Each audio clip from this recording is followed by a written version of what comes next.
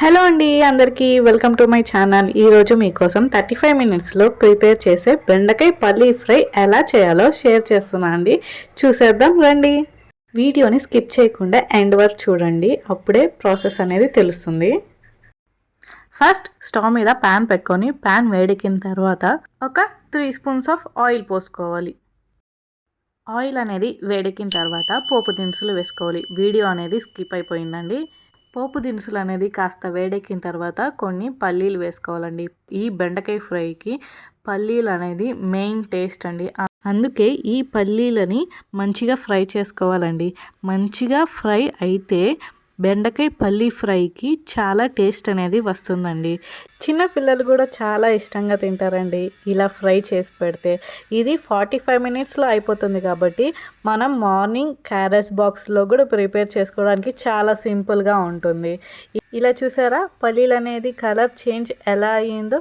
ఇప్పుడు మనం సన్నగా తరిగి పెట్టుకున్న బెండకాయ ముక్కలని వేసుకోవాలండి. ఇప్పుడు బెండకాయలకి జిగురు అనేది చాలా ఉంటుంది కదండి. ఇప్పుడు నేను చెప్పిన ప్రాసెస్లో మీరు చేశారనుకోండి, ఈ జిగురు అనేది లేకుండా ఈ బెండకాయ ఫ్రై అనేది మంచిగా ప్రిపేర్ అవుతుందండి. మీకు ఒకటైతే చెప్పనా అండి, నేను చదువుకునే టైంలో అయితే బెండకాయ తింటే మ్యాథ్స్ ప్రాబ్లమ్స్ చాలా సింపుల్గా చేయొచ్చు అంటారండి. అందుకని ఫ్రెండ్స్ గ్రూప్లో రోజుకి ఒకళ్ళు అయితే తెచ్చుకొని షేర్ చేసుకొని తినేవాళ్ళమండి ఈ బెండకాయని అయితే. మీరు కూడా చదువుకునే టైంలో మీ ఫ్రెండ్స్తో ఇలానే షేర్ చేసుకొని ఉంటే కామెంట్ బాక్స్లో నాతో కూడా షేర్ చేసుకోండి. ఇప్పుడు ఈ బెండకాయ ఫ్రై సంగతి చూద్దాము.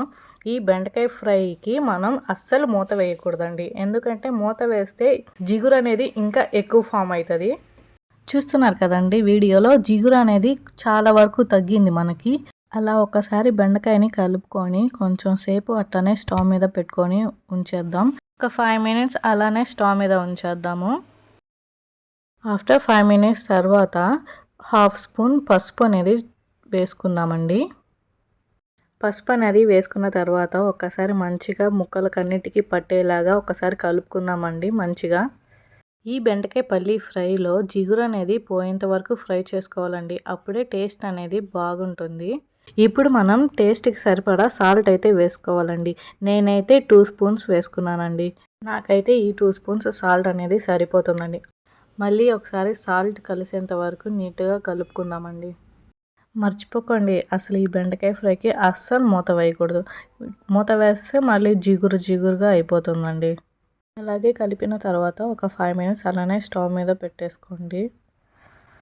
ఆఫ్టర్ 5 మినిట్స్ తర్వాత పొట్టు తీసుకున్న చిన్నులపాయలు ఒక 5 వేసుకోవాలండి. చూస్తున్నారు కదండి వీడియోలో కలుపుతుంటే అసలు బెండకాయ ఫ్రైలో అసలు జిగురు అనేదే తెలియట్లేదు. బెండకాయ పల్లీ ఫ్రై అనేది చాలా ఈజీగా కుక్ చేసుకోవచ్చండి. బెండకాయలు కూడా చాలా ఈజీగా వెంటనే కుక్ అయిపోతాయి. అందుకనే సింపుల్గా ఇన్స్టంట్గా పిల్లలకి కూడా ఎర్లీ మార్నింగ్ మనం క్యారేజ్ బాక్స్లోకి ఈజీగా ప్రిపేర్ చేసేయచ్చు.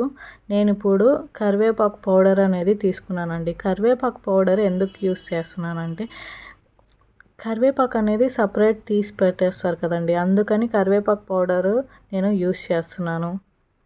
చూసారు కదండి బెండకాయ ఫ్రై అయితే లాస్ట్కి ప్రిపేర్ అయిపోయింది. ఇంకా లాస్ట్గా 2 స్పూన్స్ కారం వేసుకోవాలండి. కారం వేసుకున్న తర్వాత ఒకసారి బాగా కలుపుకొని ఒక 5 మినిట్స్ అలానే స్టవ్ మీద పెట్టుకోవాలండి. ఆఫ్టర్ 5 మినిట్స్ తర్వాత ఈ బెండకాయ పల్లీ ఫ్రై అనేది ప్రిపేర్ అయిపోయిందండి. ఇంకా లాస్ట్కి సర్వింగ్ బౌల్లో ఇంకా మీరు సర్వ్ చేసుకోవడం ఒక్కటే మిగిలింది. ఇంకా లాస్ట్కి సర్వింగ్ బౌల్లో సర్వ్ చేసుకుందాం రండి. ఈ బెండకాయ పల్లీ ఫ్రై చాలా టేస్టీగా ఉంటుందండి. మనం తినేటప్పుడు కూడా పల్లీలు అనేది అక్కడక్కడ తగులుతూ క్రిస్పీగా చాలా టేస్ట్ అయితే వస్తుందండి. ఈ బెండకాయ పల్లీ ఫ్రై మీరు కూడా ఇంట్లో ట్రై చేసి మీరు కూడా టేస్ట్ చేయండి. మీకు కూడా చాలా నచ్చుతుంది ఈ బెండకాయ పల్లీ ఫ్రై.